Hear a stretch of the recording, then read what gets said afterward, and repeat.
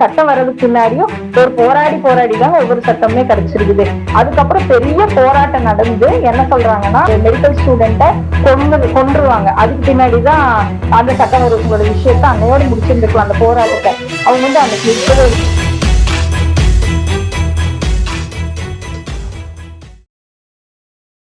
இந்த சட்டங்கள்லாம் வர்றதுக்கு பின்னாடி ஒவ்வொரு சட்டம் வர்றதுக்கு பின்னாடியும் ஒவ்வொரு போராட்டம், பெண்களுக்கான ஒவ்வொரு சட்டம் வர்றதுக்கு பின்னாடியும் ஒரு போராடி தான் ஒவ்வொரு சட்டமே கிடைச்சிருக்குது. அந்த ஈவன் வந்து முதல்ல எல்லாம் என்னன்னா இந்த மாதிரி ரேப் பண்றது தப்பு அப்படின்னு நம்மளுக்கு எல்லாத்துக்குமே தெரியும். ஆனா ஒரு ஜட்ஜ்மெண்ட் என்ன சொல்றாங்கன்னா, ரேப் பண்ணா அந்த பொண்ணு வந்து அமைதியா இருந்துச்சு, அதனால அந்த பொண்ணுதான் சம்மதம் கொடுத்துருச்சு அப்படின்னு வந்து அந்த ஜட்ஜ்மெண்ட்ல சொல்லிடுறாங்க.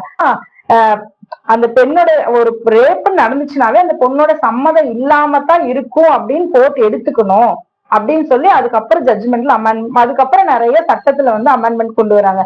சோ ஒரு பெண்களுக்கு வந்து ஒரு விஷயம், ஒரு சட்டம் வருது, ஒரு பாதுகாப்பு நடக்குது, ஒவ்வொரு சட்டத்துக்கு பின்னாடியும் ஒரு பெரிய போராட்டம் நடந்துதான் நம்மளுக்கு அந்த சட்டமே கிடைக்குதுங்க. நல்லா பெண்கள் அந்த பணியிடத்துல வந்து பாலியல் அந்த சட்டம் வந்து வர்றதுக்கு பின்னாடி வந்து அது ஒவ்வொரு சட்டம் வர்றதுக்கு பின்னாடியும் ஒரு பெரிய போராட்டம் நடந்து, நீங்க பாத்தீங்கன்னா இந்த ஈவ் டீசிங் வர்றதுக்கு முன்னாடி வந்து சரிகாசான ஒரு பொண்ணை வந்து துப்பட்டா புடிச்சு இழுத்துட்டு போய் இது பண்ணிதான் அந்த சட்டம் வருது.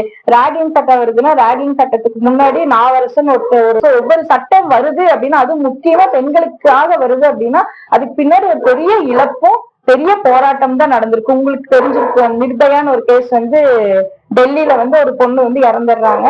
அதுக்கப்புறம் தான் இந்த ரேப் சம்பந்தப்பட்ட சட்டங்கள்ல இந்த தண்டனை அதிகப்படுத்துறாங்க.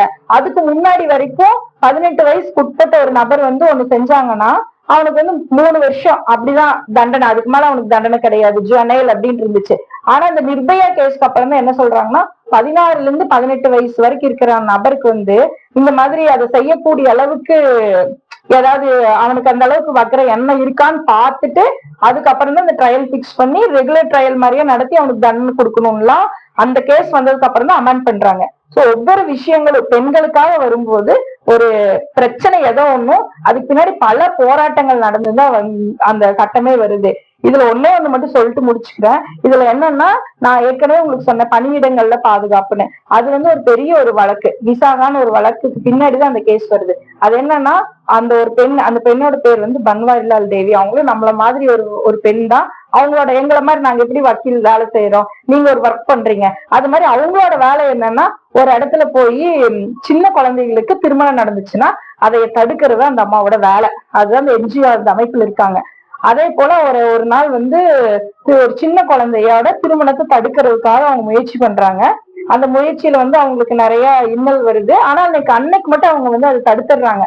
தடுத்துட்டு வீட்டுக்கு வரும்போது அன்னைக்கு நைட்டு வந்து அந்த பெண்ணுடைய அந்த குழந்தைய வந்து தடுத்தாங்க. அந்த குழந்தையோட ரிலேட்டிவாலேயே இவங்க வந்து பாலியல் வன்கொடுமைக்கு ஆளாக்கப்படுறாங்க.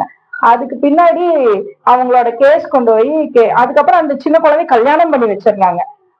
அதுக்கப்புறம் இந்த கேஸ் எடுத்துக்கிறதுக்காக எவ்வளவோ முயற்சி பண்றாங்க. முதல்ல கேஸ் எடுக்கிறதுக்கே பெரிய பிரச்சனை ஆகுது. கேஸ் எடுத்ததுக்கு அப்புறம் அந்த கேஸ் அந்த கிரிமினல் கேஸ்ல அவங்க தோத்துடுறாங்க. அப்படி நிறைய அவங்க பிரச்சனையை வந்து சந்திச்சுட்டு வராங்க. அவங்க முதல்ல என்ன பண்ணலாம்னா அவங்களுக்கு இந்த இடத்துல எதுக்காக இது சொல்ல வரேன்னா அந்த பொண்ணு வந்து நினைச்சிருந்தான்னா அந்த பொண்ணுக்கு என்னைக்கு வந்து பாலியல் வன்கொடுமை நடந்துச்சோ அன்னைக்கே அவங்க வந்து அதை ஸ்டாப் பண்ணிருக்கலாம். அது நம்ம ஸ்டாப் பண்ணவே இல்லை. போராடி கேஸ் கொடுக்குறாங்க.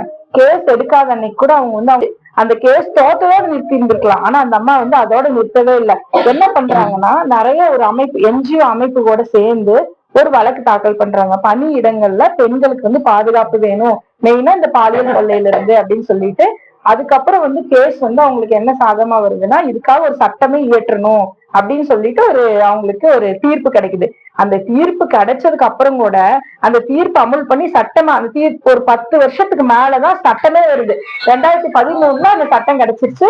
இப்ப எல்லா இடத்துலயும் அதுக்கான கமிட்டிஸ், விசாகா கமிட்டின்னு எல்லா இடத்துலயும் இப்ப போட ஆரம்பிச்சுட்டாங்க.